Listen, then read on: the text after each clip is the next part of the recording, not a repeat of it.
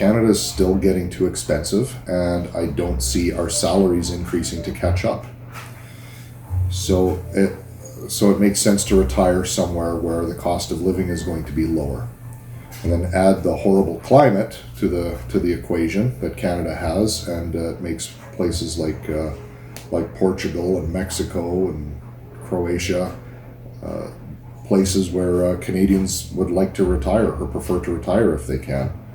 And I don't have confidence that Canada is going to smarten up.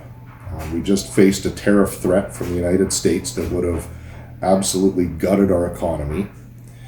And in the wake of that, there's been a renewed interest in Canadians to make our country self-sufficient economically again. Even talks about restarting the east-west pipeline so that oil from Western Alberta can get to the eastern refineries and the eastern markets where most of the oil in Canada is used. Right now they're importing oil from actually the US, some of it, and also other dictatorships, Middle Eastern dictatorships, and places like Venezuela and South America. And it's so that was encouraging for a minute, but now suddenly you have Quebec's premier, Francois Legault, and he's saying that no, actually, you know what, we're not going to allow a pipeline across our province because he said there's no social acceptability. So that right there, it's dead. The pipeline's dead because Quebec doesn't want it. Quebec doesn't want it through their province. They also sit on enormous amounts of natural gas, and there are countries all over Europe and even in Asia, even Japan wants to buy Canadian natural gas, liquid natural gas, but Quebec doesn't want to develop it. So I find it interesting that their premier says there's no social acceptability for having pipelines through their province, but or any natural resource extraction. However, they receive tens of billions of dollars in equalization payments every year, and over half of that is from oil profits that Canada makes. So places like Alberta selling oil and Newfoundland selling oil, Quebec is happy to take the equalization money from that, but they don't want a pipeline. They're too good to have a pipeline through their province.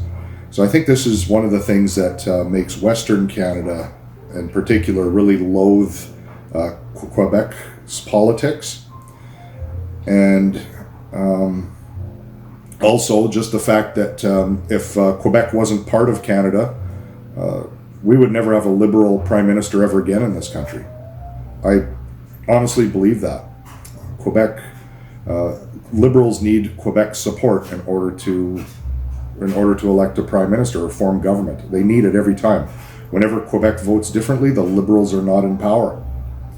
And right now, the polls are saying that Quebec is voting for other parties than Liberal. So that's why Liberals aren't poised to form government in the next election.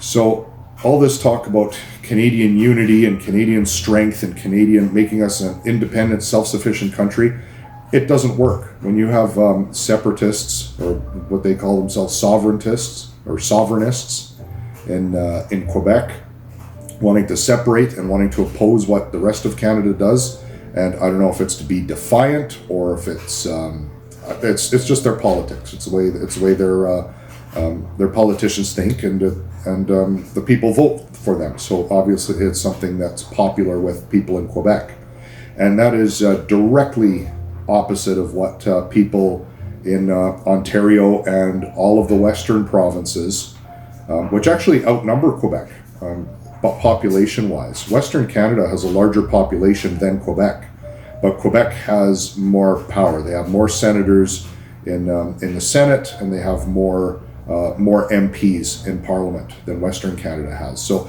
really the whole political system in Canada is really kind of broken.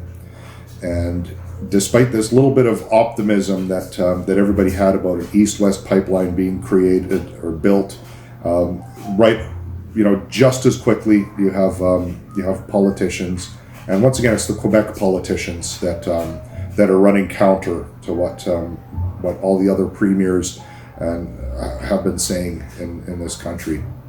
So Trump's only been president now for over 2 weeks.